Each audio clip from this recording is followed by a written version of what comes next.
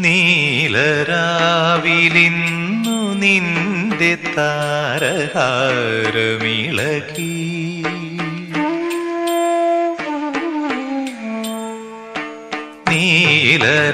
നീലരാവിലിന്നു നിന്റെ താരഹാരമിളകി സോമബിംബകാന്തി ഇന്നു ശീതളാംഗമേകി പാർവതി പരിണയയാമമായി